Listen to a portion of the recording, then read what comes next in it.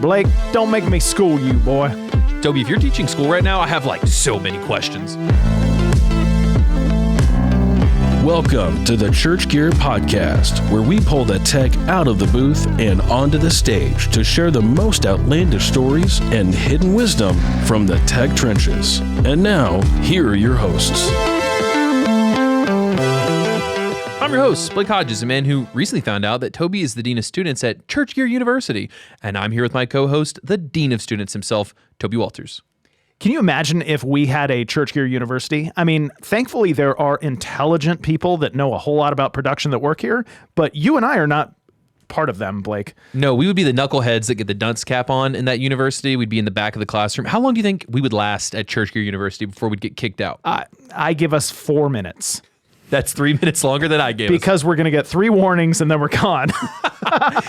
If I told you that in kindergarten, they just left my card on red for the full year and never put it back to green, would you believe me? Yes. That's a true story. That's a true story. Why am I not surprised? So just thinking about the way I learned production and got involved in it, it wasn't like I started out going to college for production. I was the 13-year-old kid in the youth group, and my dad was a music director and said, hey, do you want to learn how the sound system works? And I'm looking at the mixer thinking pretty lights and knobs. Yes, let's do that. And of course, I think I've told this story before where, the guy who was doing sound at the time, he was just a software guy. He didn't know anything about production, but he told me. But he had a good heart, man. He's trying. Sure. He was like, you take all these faders and you put them at Unity and then you mix using the gain knobs. And I'm like, that can't be right. And so it was very much trial and error. And, when we're teenagers, we have all this just curious energy. We're like, hey, I'll come in and just start messing around with stuff and playing with it and seeing what does and doesn't work. And so that's very much how I started learning production. I just trial and error. Totally experimenting. No YouTube to help you. No internet. This was early 90s. So not even a textbook. He's looking at hieroglyphics. This was before, 1995 Netscape became a thing. Do you remember Netscape, Blake? Toby, I was 2 years old when Netscape became a thing. So slowly but surely, I learned more and more, and I did a whole bunch of stuff that I shouldn't have done. A mixer is not meant to do that, and you shouldn't put a microphone there, kind of stuff.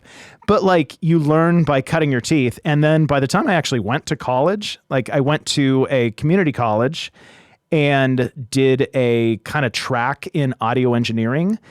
And you only worked on one track? You didn't work on multiple tracks? That's right. So I ended up teaching some of the classes. What? Because I mean, hang on. Did you just I tell was the not professor? The professor. The professor was such an old school guy that we had ADATs. For any of our listeners that I remember ADATs. We had ADATs and we had, I think, two or 4 track Pro Tools. This was the very first Pro Tools iteration.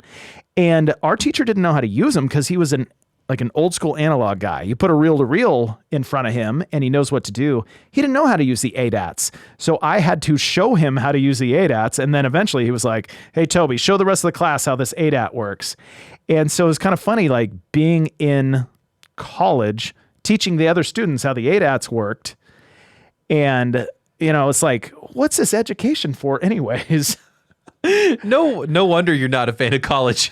You had to do it yourself college. And at the same time, I was running a recording studio in my church basement. Why don't you just keep soft flexing all over us? Well, a little bit. It was fun because a couple of the students actually came to the basement recording studio and practice mixing there because we didn't have access to nobody had a laptop with Pro Tools at that time. Nobody had their own studio available at home. You had to go somewhere and use equipment. And if you didn't have access to it, you couldn't learn it.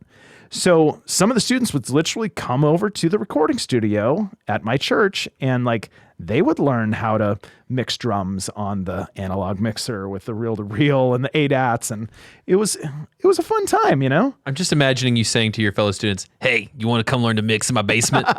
It's a church basement. That's exactly what it was, but I didn't say it like that. Oh, man. You know who would say you want to learn something just like that? We got Johnny Ragin, co-founder of Worship Sound Guy and tech director at Stone Creek Church. Welcome to the show. Hey, That's me. Thank you for having me. Maybe we're going to get you to beginner level. We'll see what happens. I'm not making any promises, but I'm optimistic. And I did teach him how to put all the faders at Unity and then mix with the gain notes. Oh, yeah, that's exactly what you're supposed to do. Thank you. No, See, don't Blake? do that. Don't do it. You can fix us within this next hour, right? I'm going to do my best. All right. Before you get to fixing us, though, we prefer that we meet everybody by them lying to us. Yeah. We got 5 truths and a lie here. How confident are you that you can fool us? Well, I mean, I don't know. I've got both of you, I think. I've been like doing some like subtle like mental reconnaissance. I think I've got you figured out. See if you can like see through. Nobody has Blake figured out. Well, that's true, but I've got a good shot. The degree on Blakeology is still in the works. All right. Yeah. Number 1, my wife, Jackie, and I just celebrated 10 years of marriage. Okay, if that's true, congratulations. If it's not, we'll have a talk with your wife about why you're lying about your marriage. Thank you. Maybe. Who knows? Oh, no. Number 2, we have a pit/lab mixer named Adler. Not mixer. Not mixer. Mix. It's a mix. It's a dog, not a console. Console dogs coming from Church Gear 2024. I just want to say cat people are the worst. All right, number 3. How do you feel about that, Everyone looks Blake? at Blake. What happens? There's a producer trick where you just continue on. Number 3, I've had poop thrown at me by a chimp. Now, Johnny, I don't appreciate you calling me a chimp. I knew I threw poop at you. Gosh, I was wondering who that was. I just saw it coming at me from across the parking lot when we got here. I was like, what? Is that it's just some weird vagrant passing by and throwing poop everywhere? But no, it was you. That's how we welcome people. All right, let's move on. Number 4, I'm the youngest of 3 siblings. Oh, I want that to be true because so am I. That's awesome. Number 5, I'm allergic to habanero peppers. Habanero. I felt so You confident. need the little squiggly above the end. I do, the tilde. I love that you think the squiggly would have helped me. Number 6, this is so common. I've never broken a bone. I feel that like that so shows common? up on 1 out of 3. Wow, I thought I was so special. I know. Man. Assuming that's So the basic. truth. Yeah, well, it's a lie. All right. Do you have a leaning, Blake? I do. Okay. And I'm going to say the lie is the youngest of 3 siblings because Johnny presents as put together, smart, intelligent, oldest sibling vibes, which I am as well. Even if it wasn't true, I'm going to give it to you just for complimenting me. Boom, Toby, game over. So by that, you're saying that I, who am the youngest of 3 siblings, does not give off that vibe? I love that you did the inverse math there. Okay, so I was between 2 and you chose one of the ones. I had a feeling. And so I'm going to choose that he is not allergic to habanero peppers. So what is the lie, The John? lie. I am an only child. Oh, yes! man. Dude, you got it. I was so hoping you were going to get it. How does it feel? It feels fine, Blake, because I'm winning by such a high margin. Unlike our fantasy football league, where somehow you are beating everybody, which is just ridiculous. Well, hang on. I think where it's landing now, and this will have come out past the championship, but there's 4 teams at 8-4, which is wild. Also, if you want to be in the Church Gear Fantasy League, oh my gosh, Next my brain year, just in next 2024. year, you should reach out to us. Okay. Me and Johnny actually set this up to where I'd get it right. He didn't tell me what it was. I just told him to say I was right no matter what. And you were. So yeah, no, you're actually right. Yes. So you cheated.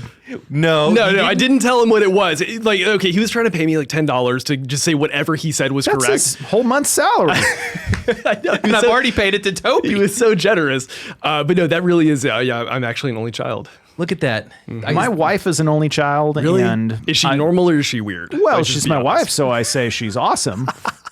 What if you set that trap well? Yeah, there's only 2 options, either like pretty normal, like I hope I am, or just incredibly weird. Well, I mean, I think our listeners are going to find out whether you're incredibly weird yeah, the that's next true. 45-ish minutes. We'll so, see. We'll yeah. see. Is that the poll we put up post-pod in Yeah, the story? is Johnny super weird? Yeah. So never broken a bone, huh? Never broken a bone. Nope. Sprained anything? Like, have you gotten close? Yeah, I used to skateboard, and so I yes. sprained all kinds of stuff. Yeah, so that's why I'm like surprised I never broke a bone. But yeah, somehow made it out unscathed. Blake, have you ever been on a skateboard? No. My superpower is that I don't fall, but Okay. I can't skateboard, which is probably connected. Yeah, I was gonna say you won't fall because you've never skateboarded, Yeah. but I'll teach you how to kickflip. Oh, man. Kick flipping's hard. Yeah. All right. And how did you discover that you were allergic to habanero peppers? I ate a bunch of them. They were in a chili, and it was just a bad time. And I assumed that it was just like, well, okay, it was too spicy, whatever. But I love spicy food, so I was like, this is kind of unusual. And then I had, I think it was like a burger with like a habanero like sauce on or something, and the same reaction happened. And I was like, started kind of narrowing it down. And so now I know I'm allergic specifically to habanero peppers. Okay. Is that really disappointing to you? Yes, it is, because I love spicy food. So I'm like, man, I want to eat that. Yeah. Like I can do like ghost peppers, like whatever. But yeah, no Dang. habaneros. Blake, how are you with spicy food? Yeah, so there's 5 levels of Nashville hot chicken at Hattie B's. There was a piece of bread that had touched the second level. It had just touched it. Took it off my wife's plate, as I typically do. That's how I have increased in size. And I bit into it, and guys, I almost choked. Like, I made a whole scene at the restaurant. I thought I was dying. I know I'm a lot, but like that was genuinely, it almost took me out. Did it go down the wrong way or something? Or was it just I like, just can't do spice. oh, okay. You ever had some mayonnaise and been like, little kick to that? That's me. You guys ever been to Buffalo Wild Wings? Yeah. They have this, they call it Asian Zing is the sauce. I love it, but my whole face sweats as I eat it. Wow. I mean, and at Asian restaurants or sushi restaurants, they have what's called spicy mayo. Like Yeah. that is That's a got thing. some zing. Yeah. Toby, you just validated me and made me feel less bad about myself. What a turn of events. Let me undo that. Let me walk that back. You got a whole episode too. Okay. All right, so Johnny. Yes. We've had our nonsense. Sure. Let's get serious. Okay. How did you get your start in church production? Yeah. How'd you start Worship Sound Guys? How'd you end up here in this very moment with us in the podcast room? In this very moment, I just wandered off the street, wandered in, and they're like, "Hey, you want to do a podcast?" I was like, "Absolutely." That's how we find now all I'm our here. guests. Yeah, I know it works great. So I've been in kind of the church production world for about 15 years now, running sound. I'm the tech director at a church in Alpharetta, Georgia called Stone Creek. I actually started off as a guitar player, and my parents actually found Stone Creek Church when I was a kid, and the youth pastor at the time was crazy enough to let me play guitar. I was terrible, so bad, and he let me play anyway, and I like didn't know how to like transpose anything or like figure out like, oh, we're playing it in this key. That's what I would capo, for. right. So I discovered the capo. Like it went from me playing like Black Sabbath covers to like David Crowder in like a weekend. And so I was like, oh my gosh, I can use this like capo thing to like just play. I was like up here like the 7th fret trying to like, just do all this crazy stuff. Gradually got better. Ended up playing for their main service, and then that's where I met a guy named Matt Brogdon, who kind of was like, hey, we need some help on production. You seem like you're interested in like a lot of areas of, like I liked recording and just different audio production, stuff like that. So he was like, hey, do you want to like try running the soundboard? And I was like, yeah, like it was a huge like Midas analog desk. And I was like, yeah, knobs, like buttons, lights, let's go. Yep. And so I started with that, and it was kind of just coming in, maybe like prepping the console a bit, sort of just started as like an intern for him. And then I went to the Art Institute of Atlanta for an audio engineering degree, which we can talk all about that. Definitely some thoughts on like higher education for technical aspects. But after I graduated there, Stone Creek brought me on full time, and I've been the tech director there ever since. Okay, so you kicked my soapbox just now. Yeah, I could tell. So tell me, do you regret your time at the Art Institute? Do you feel like it really helped advance your skills as a production person? Or do you think there was a cheaper, simpler route to do that? Yeah, so at the time, this was back, I started in 2007 at Art Institute. And at the time, there weren't nearly as many like online resources. Like it wasn't like the tutorial video thing on YouTube, like just wasn't really a thing yet. It was like, you're reading like, Tape Op magazine to try to like get better at recording or whatever. And like, that's how you're trying to get information, or like trying to find like, some random forum online where somebody who knows more than you will share with it, or, begging somebody for like a studio internship that a bunch of other people want as well. So at the time, it seemed like that was like a really good option, just because like, okay, this is something I can get into, I can do, like keep me on a track. I've got, professors who hopefully know more than I do and can teach me. Looking back on it, I feel like a good 80% of what I learned was just because I had access to their facilities, like their recording studio facilities, like their live sound facilities. And it was like self-directed, just booking time in those studios, going in, turning knobs, experimenting, just trying to figure stuff out. And like 20% of what I learned was from actually being in class. Yeah. So I don't regret it, because it gave me access to all those people and to those facilities. But yeah, so much of it was just like having the opportunity to get around those things. So now when people ask me, I'm like, oh yeah, just like go ask like, your friendly local sound guy at a church or even like at a club or whatever. Say, hey, can I shadow you? Can I see what you do? And you'll get a lot of the same stuff. You'll get the experience, you get the hands-on aspect of it. I think that's like what's really important. And then obviously there are way more resources to be able to learn now than there were back when I was first starting out. Yeah. It's, production is a unique world in which, like, if I growing up and I think to myself, I want to be a doctor. Maybe I can ask this surgeon if I can sit in on the surgery with him and, use the scalpel a little bit and give it a try. Just make like one little cut. No, you have to go a certain path in life if you want to do that. And it's a long, arduous road. But like, this day and age, there are so many opportunities to get involved in production at a young age. And even the simplest thing of like kids have GarageBand on their Mac. Yeah, it's incredible. Basic Pro Tools, like there is a mixer in Pro Tools. Like you can learn mixing yourself at home. So it's a fascinating reality of like, is higher education necessary? And I think, you kind of said it best, like parts of it are helpful, but there's also other options. Yeah. The networking is helpful. The access to gear is helpful. But outside of that, it's like if you're, a self-directed learner, like you can pick it up. Yeah. And Blake, you've been, I hope you've been present for every episode of the Church Gear podcast. Do you feel like the education has made you any better as a production person? I've learned a lot of the soft skills. Okay.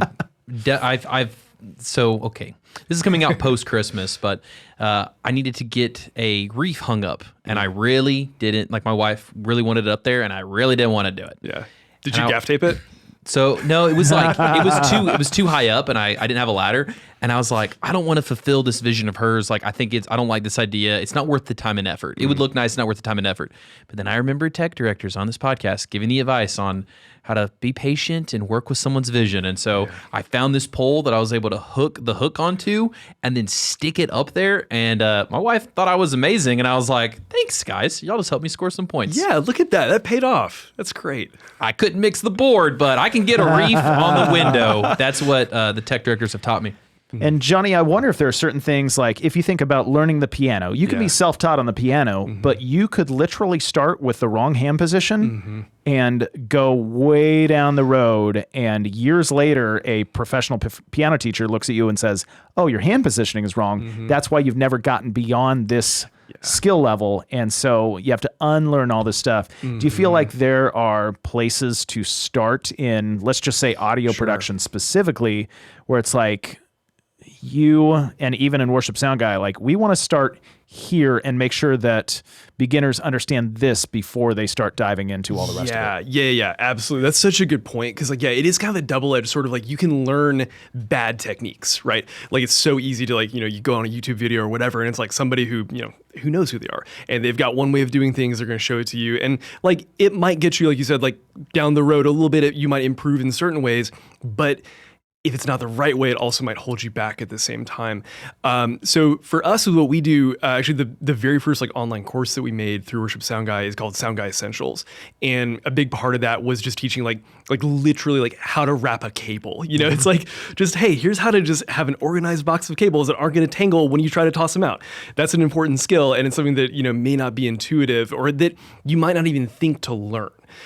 So I think that's like a big thing, just trying to get those fundamental skills correct and then building on those because there's a lot of room for experimentation and there are like some guidelines, that just like keep you going in the right direction.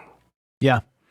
So I know there are so many resources out there and let's say I'm back to my 13-year-old self and, I see this audio mixer with all these lights and knobs and I'm like, ooh, this is fun. And now YouTube and the internet is available.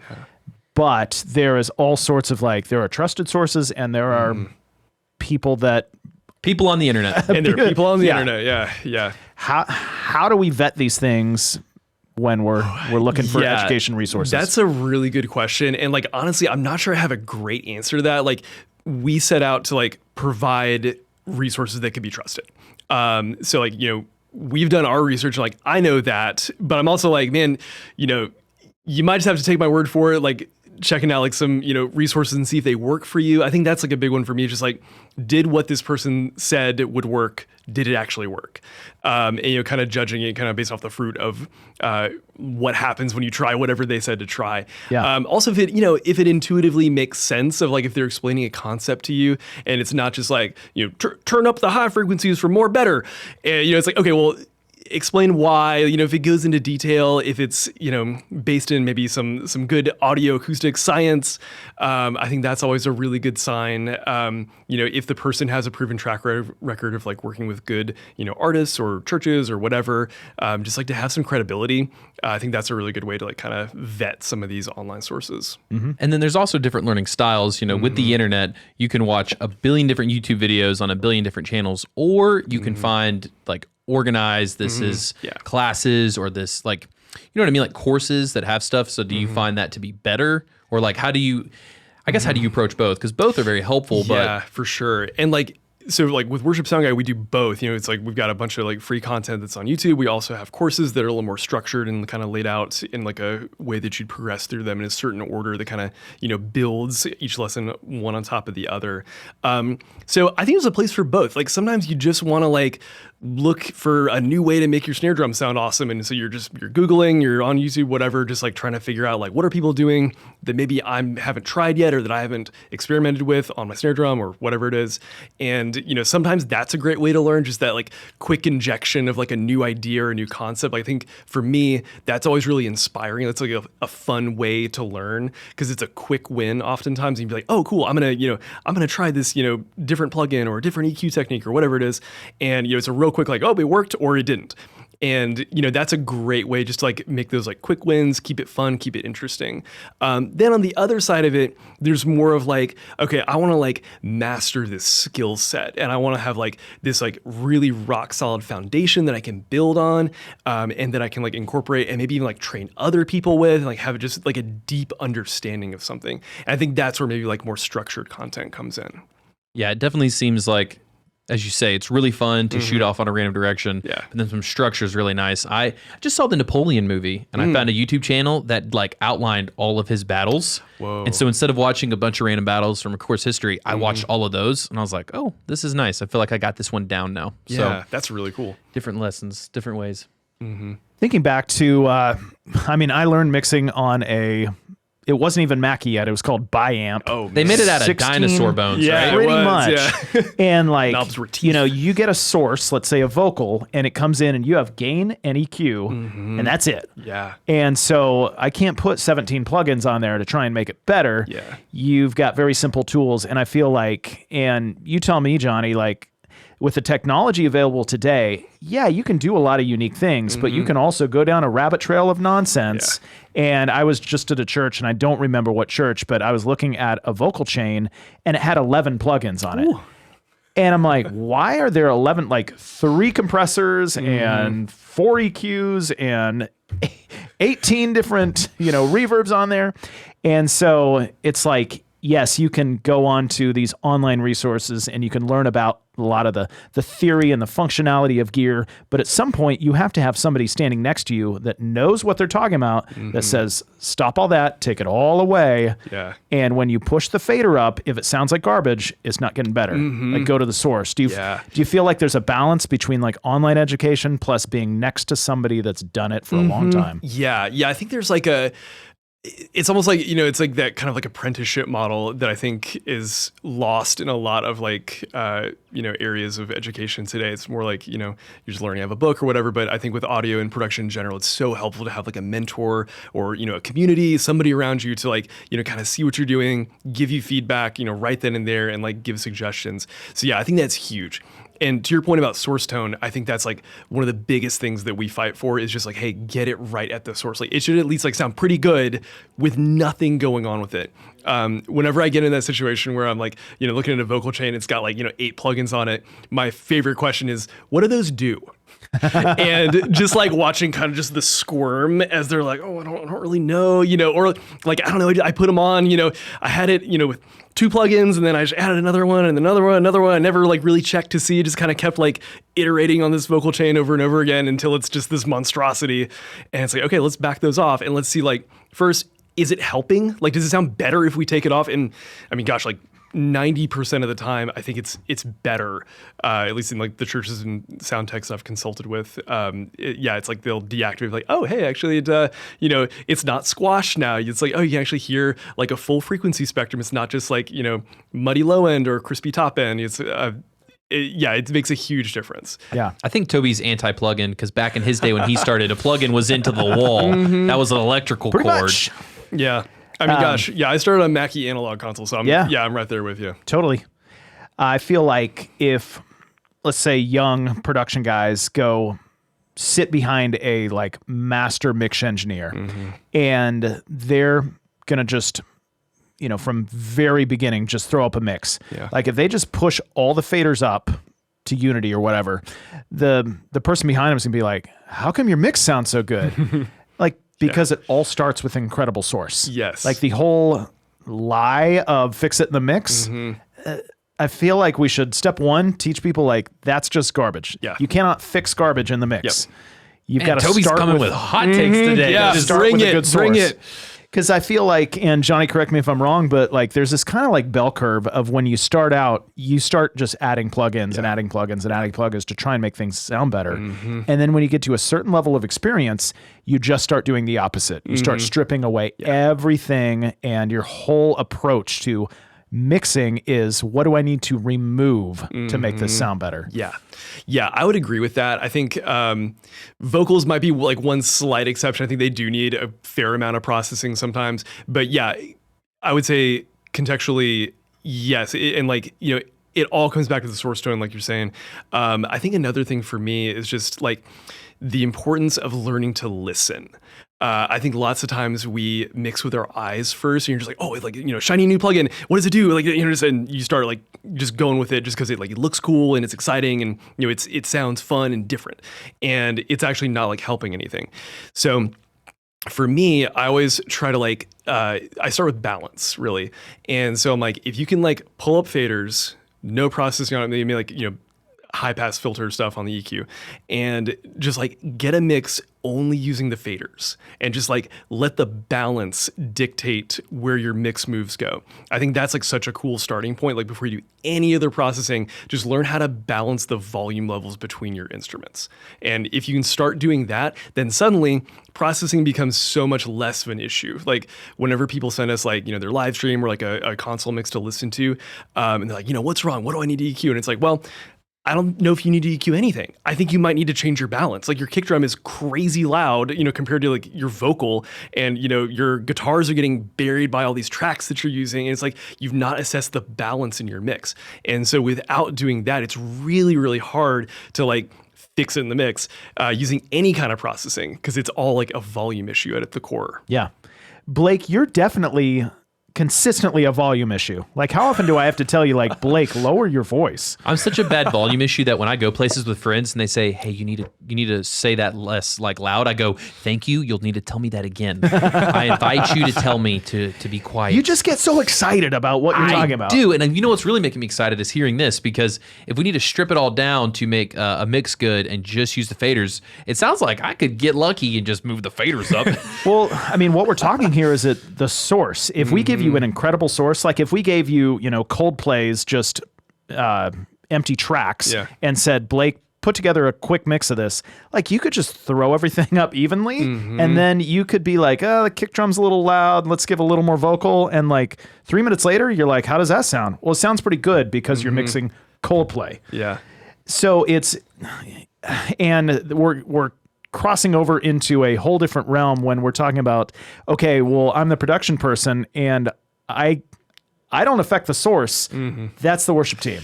How do I then tell the worship team, like, look, Susie can't sing, and just because the Edge plays a Strat through an AC30 doesn't mean that you should be doing the Tomlin chords that way. That's fair. So do you guys have any helpful advice on how to broach that subject with your worship team? Yeah. Okay. I want to talk about that. You got off like a soapbox for me right there personally. So when you mentioned like working, like pulling up a Coldplay mix and being able to make that sound really good, I 100% agree. And I also think a big reason for that is because you have a reference like in your brain.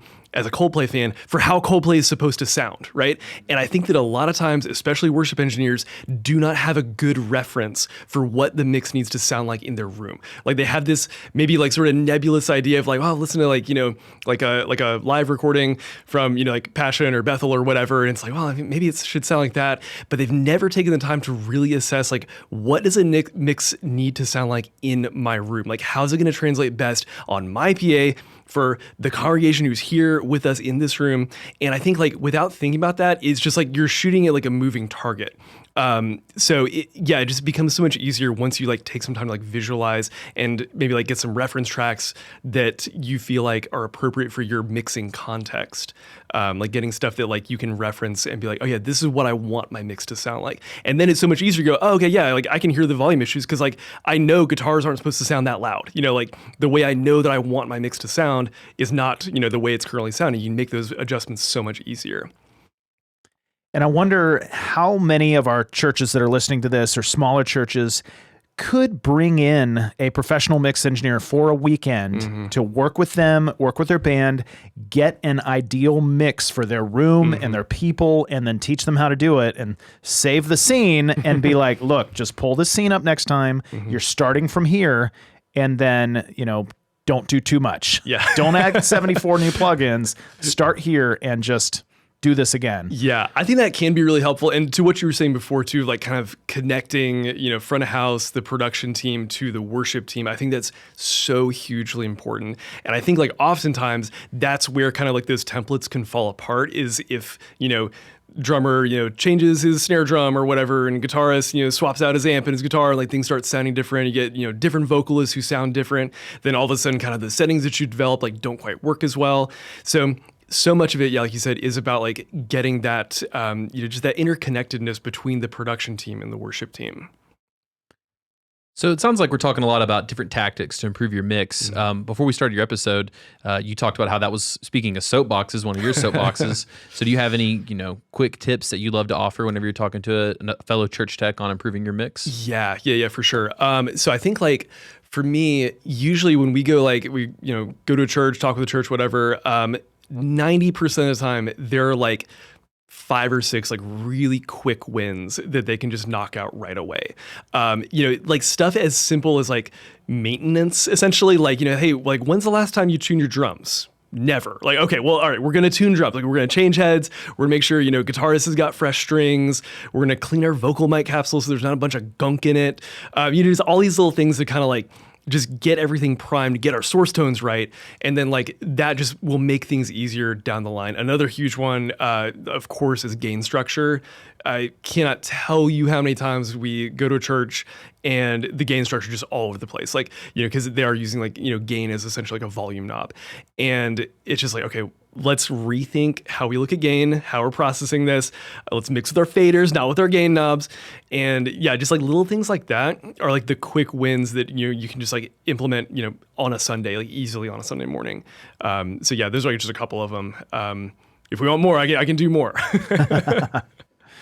I love just starting with the easy wins because I think, again, we're just talking about like we, as humans, we want to make things way too complicated. Yeah. It's like, whoa, let's walk back to the basics. Let's tune your drums. Yeah. Like you're never going to use enough EQ and plugins to make your drums sound great Yep. if your heads are 6 years old and they're totally out of tune. And like oftentimes production guys don't think that way. They think about, okay, what can I do with my tools to fix what they're doing on stage? Yeah. They can be like very isolated. I think that's kind of like, sort of a endemic within the, like, especially sound community. I think it's like, you're back there, you're behind the mixing board and you kind of feel all alone. And like, there's a lot of times no one who's, there to mentor you or coach you or anything like that.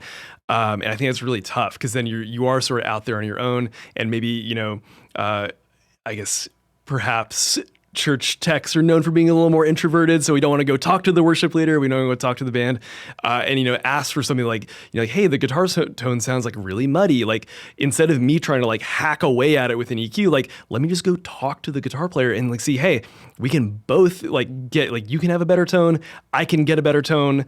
Like you'll sound better in the house. Like let's work on this just a little bit together, and then like collaborate on how to get the best out of what we're doing. Yeah, I love I mean, as a former worship guy, I know that worship guys can, because I had one, have big egos.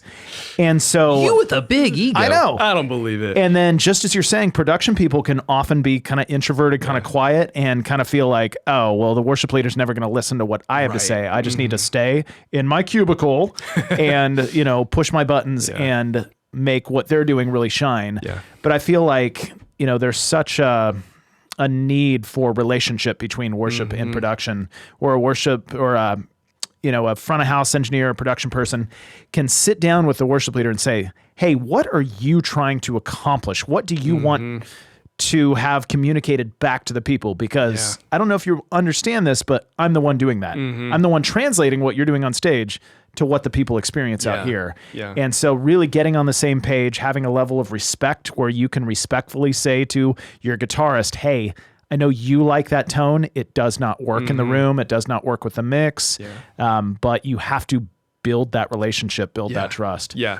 And it takes time too. It's like, I never go in, like if I'm in a new place or anything, like I'll never just go like obliterate what the band is already doing, but I'll be strategic and like take some little tweaks where I can get them, maybe just like, even it's like a mic technique thing of like, hey, like just happen to notice, worship leader, like you're way off your mic. It's going to sound way better in the house if you just will hold that up just a little bit more. And like 99% of the time, that's so well received, especially if you can convey it in such a way that it's like, hey, this is not only going to help me, it's also going to help you. Like you'll sound better if you'll do this one tiny little tweak for me. Yeah.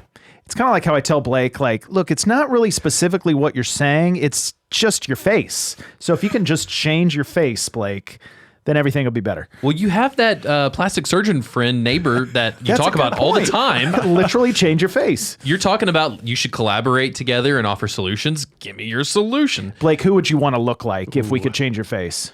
Oh, that's tough. Logan Lerman, that's my wife's celebrity crush. So there you I'd go. like to look like him. I love what we're hitting on here, though, because other than hitting on my face, is that I think you have a great face, just like for the record. Johnny, It's a beautiful podcast face. the Venmo is in the mail. Gotcha.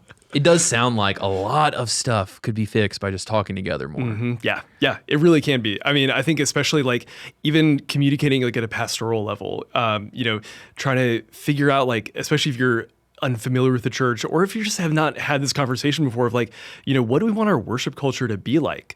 How even like volume is like a perfect example of this. Like, are we like big, loud, energetic, or is it more like, introspective, quiet, a little more subtle of a mix? Like, what are we going for? Like, what's the vision for this church? Like in this environment, this service, like that's just not talked about very much. I think it's a huge miss when it's not.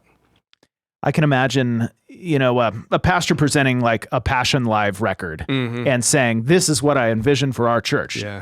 Everybody's listening to that thinking, awesome. And then guitarist goes and says, I'm going to be the most amazing guitarist ever. And drummer goes, I'm going to be the most amazing drummer ever, and front of house guy.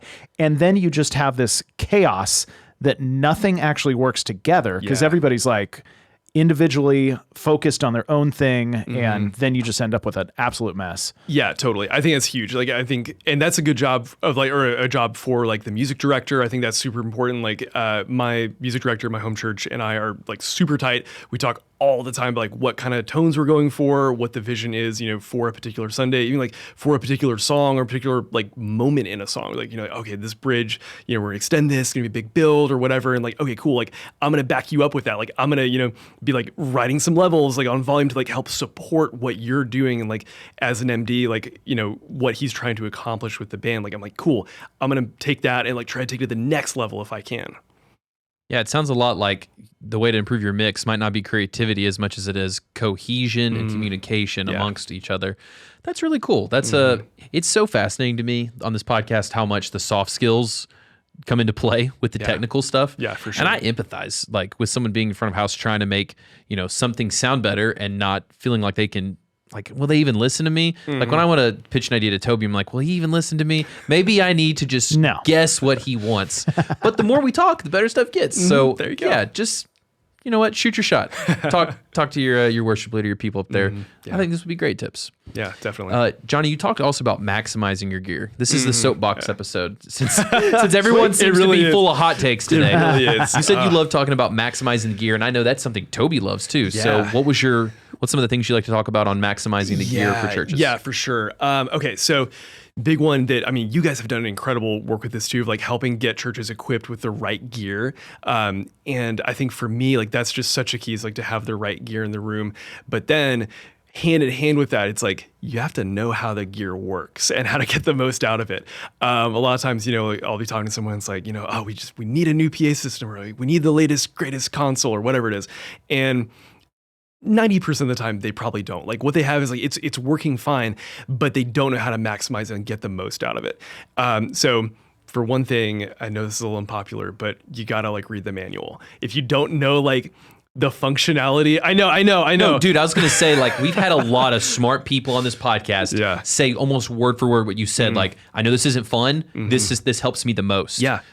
Yeah, for sure. I mean, even like with plugins and stuff too, like whenever like a new Waves plugin drops, I'm like, oh, let me open up the manual before I try to just like throw this into my, mix chain or whatever. It's like, okay, let me actually see what does this do? Like what can I make this thing do for me? And like, how's it going to fix a problem that I have? So a lot of times the solutions to these problems, these issues that people are having are already built into their gear. They just don't even know it. It's like, okay, how do I make my broadcast mix sound better? It's like, well, if I'm running it off a bunch of like, aux sends and, this stuff, it's like, oh, well, if I understood what a matrix was, maybe I'd be able to balance these groups better and like put some additional processing on it and have a great sounding live stream mix. But they've never read the manual, so they don't understand that concept. So that's a big thing that we try to combat, is just like understanding like the fundamentals of how stuff works and how to best utilize it. I like it. I mean, the whole reason church gear exists is to maximize gear. I think so often we can go to, I need a brand new digital console. No, you just need to change the batteries in your wireless. Yeah. Like, sometimes it's just the simplest, least sexy solution is actually going to have the biggest results. Yeah, it's so true. Well, and I love how this gives hope to people who don't have the budget to do massive upgrades that they might have they might have the solution there. They just have to, keep digging. Although I empathize with them because, I've got an iPhone, but I was like, Toby, this isn't good enough. I need shiny cameras. So we bought shiny cameras. There you go. Okay. Did you really need them though, Blake? Well, I think what we're learning here is maybe not, but I really like them. I really like them. Okay, so Johnny, we were kind of talking ahead of time, and I was asking about some disaster stories, and you have some good ones. Oh, yeah. So hit us with a disaster story. Okay, so there's one in particular, and a video exists of this. I think I'd send it to you. So, you're going straight for the best one. I thought we were going to start with the other one. Are they at the same time? Weren't there two? Yeah, this was actually at the same camp. So for real? Yeah. What a weird camp. Yeah, it was bizarre. I will not name what church it was with. It's a large megachurch. So we're at this. You cannot sue Johnny. No, don't disclosures. sue me for this. Yeah, okay, this is it's way in the past, but. So my buddy Matt, who runs Worship Sound Guy with me, we were at this camp, and it's in this like really old church building, like kind of like used to have pews in it, ripped them out, that kind of thing. And it's really like beautiful building. It's 2 stories. We're up on kind of like the main level, and then there's a basement below us. And so it's like 400 kids.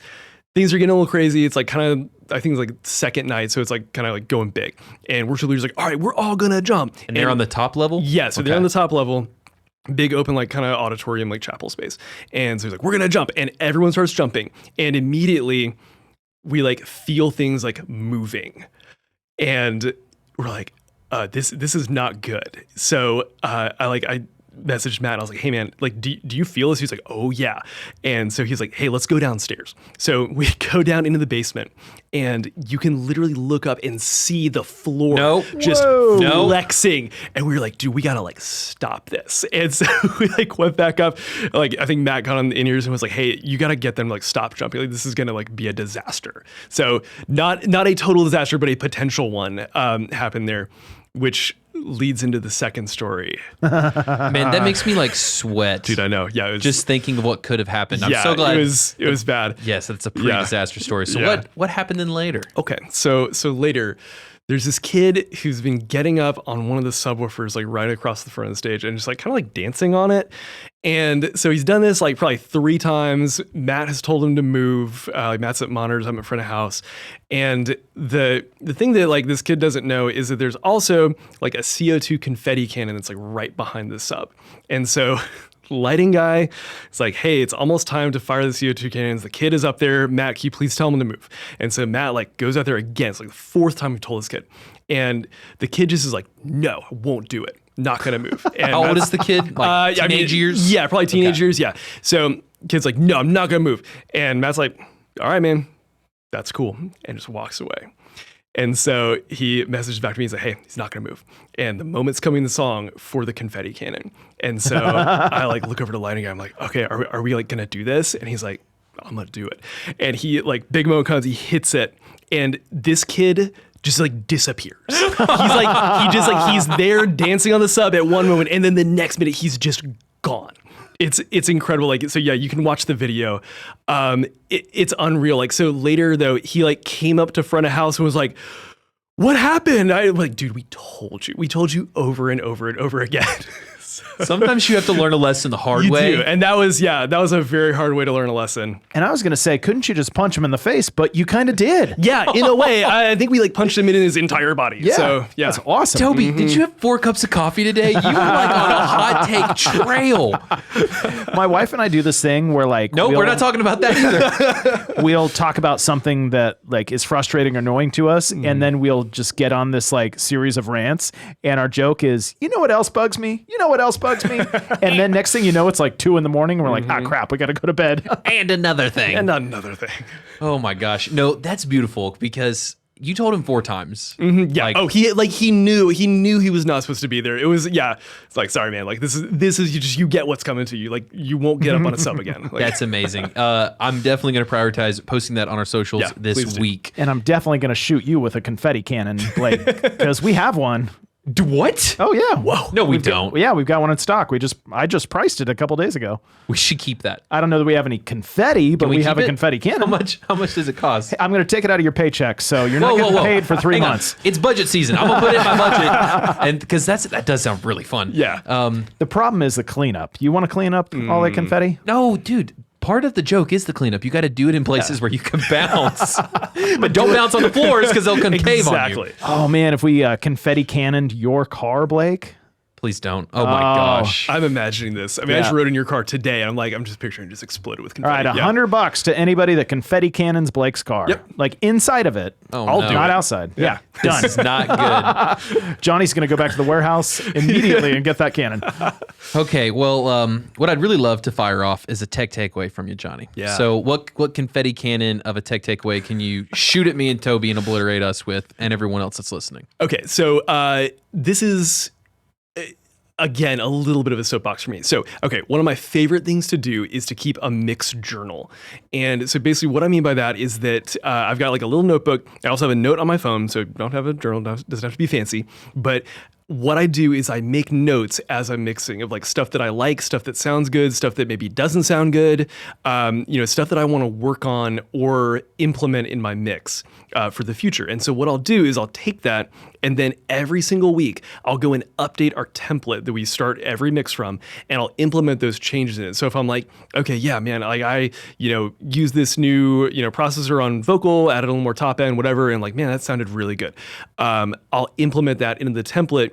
And I'll just like keep this running list of like different techniques that work. And that's helped me out so many times because like you kind of forget about like stuff that you've come up with over time. And so now I've got this little journal of like just all these hundreds probably of mix tips of like just stuff that I've like accumulated over the years. And so then when I go somewhere new or if I'm like, trying to train someone or whatever, I've got this little like reference journal of like stuff that just works. So start one of those for really like whatever like creative discipline you're in, whether it's lighting, audio, video, whatever. Like just keep a little journal like stuff that works, and it'll pay off just so big. I love that. I've got a folder in my Google Drive called the Marketing Playbook. Whenever I'm like, oh, that was good, put that in there. That's awesome. Yes, it's good to write things down. Toby, do you ever write things down? I tell you to write that down. That's true. I also have a notes of all the funny things people say, and I just no context get a note from Toby the other day. He's like, "Put this in the notes quote." Can't really repeat it though because it's too crass. For That's this. on the Church Gear After Dark podcast. Coming this fall. Well, Johnny, thanks, man, for coming on the show. Is there anything Yeah. you'd like to plug or point people to? Oh, man. Well, you can find us on all the socials at Worship Sound Guy. You can also go to worshipsoundguy.com. We have courses. We have a community group called Insiders where we do Q&As, webinars, training, and just have like a community for church sound techs to interact and get to know each other and like learn from each other. So yeah, definitely check that out, worshipsoundguy.com. That's the best place to find us. Yeah, the community piece I thought was really cool, that you guys have done something like that for the tech community. And also, just so everybody knows, like, this is not a paid appearance. Like, people don't pay to be on the Church Gear podcast. We just think they've got some cool resources and wanted to talk with them today. So thanks, man, for coming on. Yeah, thank you guys. It's been fun. Thanks for hanging out with us. We hope to see you back next week for more absurd stories, tech takeaways, and overall buffoonery here at the Church Gear Studios. Blake, I actually do have a Blake journal where I write down all the nonsense you do. I hope this is true. I hope So- this is true. One of these days, you're going to come in and like HR will be present, and I'll have to reveal all these Blake nonsenses that you do. Just read them back to you. Do you think you're going to be surprised, or you're going to be like, I remember that. I was going to say, they're all going to involve you and I doing something. Yeah, the problem is too many of these things I'm guilty in as well. The other day, Toby and my boss brought me in a room with a picture frame that had HR on the picture frame. And I thought I was in trouble. I was like, what have I actually done? And it was Toby Flenderson from The Office. Like, that's kind of our running joke that, evil alter ego Toby is the HR person at Church Gear. Yeah, but we all know if there was a real HR person, we wouldn't, actually share anything with him. But if we had a real friend, we'd share tons of things with him, wouldn't we? Yeah, especially this podcast episode. I mean, most of the stuff that we think about sharing ourselves, Blake, is blocked by HR. But I don't think any of our listeners would be blocked from sharing this episode. That's a good point. Yeah, HR has blocked us from sharing this episode, but you can share it, and we'd super appreciate it if you did.